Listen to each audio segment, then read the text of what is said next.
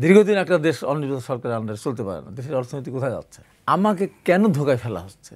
এই সরকারকে ক্ষমতা থাকতে হলে ফেব্রুয়ারি নির্বাচন তাদেরকে করতেই হবে। ফেব্রুয়ারির পরে তাদেরকে পাহাড় দেওয়ার জন্য সেনাবাহিনী আর মাঠে মাঠে মশার কামড়ও খাবে না। ওই তাদের পেশাদারিত্ব বাদ দিয়ে দেশ রক্ষার জন্য তাদেরকে চাকরি তারা নিয়েছে বা নিয়োগ দেওয়া হয়েছে, পুলিশই কাজ করার জন্য না। এই জন্য আমি মনে করি যে সরকার যদি সিদ্ধান্ত নিয়েই থাকে যে আমরা থাকবো না ফেব্রুয়ারির পরে, তাহলে নির্বাচন হবে না।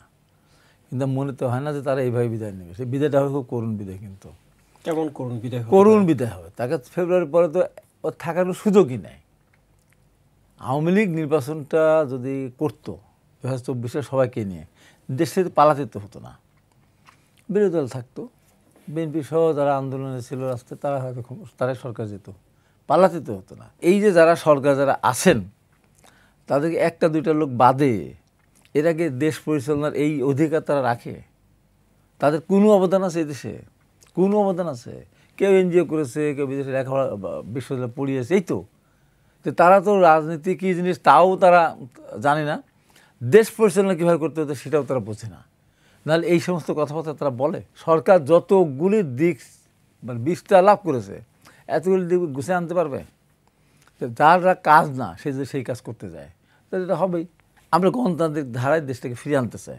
বাংলাদেশের প্রথম ইমিউনিটি বুস্টার সমৃদ্ধ ফ্যান্টাস্টিক হ্যাপি এনার্জি বিস্কিট। নির্বাচন দেন, যাকে জনগণ ভোট দেয় তাকেই ভোট দিই। আমরা তো বলছি না বিএনপিকে ভোট দিতে হবে। আমাদের তারেক রহমানও বলছেন আপনার ভোট আপনি দেন, যাকে ইচ্ছে তাকে দেন, কিন্তু নির্বাচনটা আপনি করান। নির্বাচন করাবেন না কেন?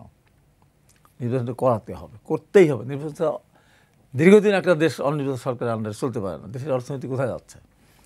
জিডিপি নিচের দিকে নেমে যাচ্ছে, 3% নিচে নেমে গেছে। একটা ইনভেস্টমেন্ট নেই, কিছু নেই, বেকার সমস্যার সমাধান নেই, কারণ একটার পর একটা বন্ধ হয়ে যাচ্ছে। আপনার বন্ধুত্ব তো কারোর সাথে করছে না। এটা অনিশ্চিত একটা কচুর পাতার পানির ভেতরে নড়তেছে, তার সাথে কি বন্ধুত্ব করে?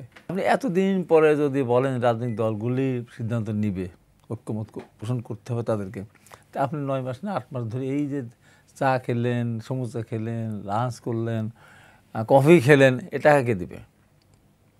জনগণের টাকা তো খেয়েছেন নাকি? তো এই এত মাস কী করলেন? তাহলে এত মাস পরে এই কথা বলছেন কেন?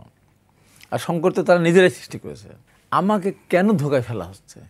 আমার বিবেককে কেন প্রতারণা করা হচ্ছে?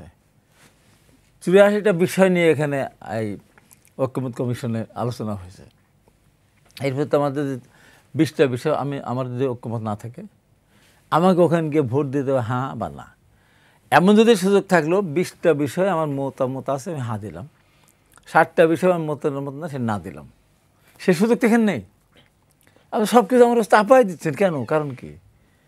আমার গণভোট কোনদিন কি 5টা 10টা ইস্যু নিয়ে হয়? একটা ইস্যু নিয়ে হয়। এখন আপনারা বলছেন যে জুলাই সনদকে এইটার ব্যাপারে হ্যাঁ বা না পক্ষে বলা, তা আমি বলবো কি আমার এতগুলো বিষয় না আছে, তা বিবেকের সাথে প্রতারণা করতেছি না?